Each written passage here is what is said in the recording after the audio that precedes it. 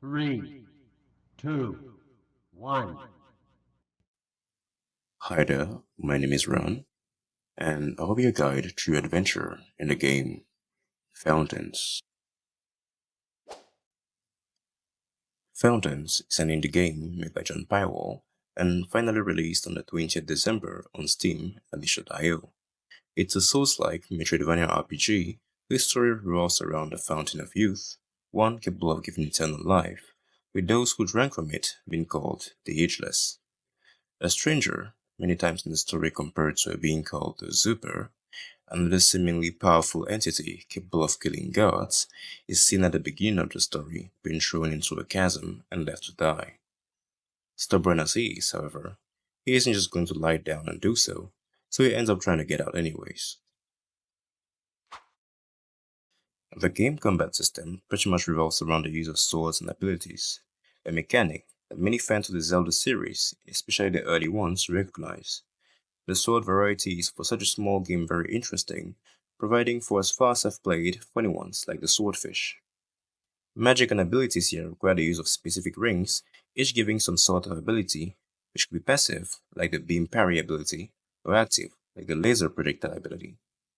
One thing to note, however, is that swordplay and dodging depend on endurance, a great method that empties on use and refills on its own. So those coming from the lands between certainly would not feel so far from home, while magic and health refill depends on the use of water. Putting all that into consideration, it should be obvious you'll mostly be using your sword and dodging during fights, as water is your most important asset and is necessary for healing and the use of abilities to come across some areas. It should also be noted that the sword's strength can be increased through smithing, again one thing my fellow tarnished would appreciate. And one more reason to reserve water for more technical matters. Difficulty-wise, I would say the game is pretty balanced. A circumstance, however well understood by the Hylians, is that there is no leveling system.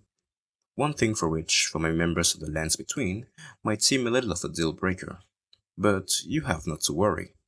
Even though the game holds the find stronger weapons defeat stronger foes ideology, I would like to say that in my humble opinion, it does add to the need of exploration in the game, and perhaps if your heart desires, the use of weaker weapons to defeat stronger foes. Another balance point I really enjoy in this game is the endurance and water system, meaning you can't just spam rolls and hit without getting hit with reality right after. And at the same time, the fact that water level fills every time you can put in a hit gets really satisfying at some boss fight, taking me a little further from the trauma of having no more healing potions during my fights in the lands between. Finally, the map is really interconnected. It feels like every place can lead you to the other if you just search for pathways sometimes.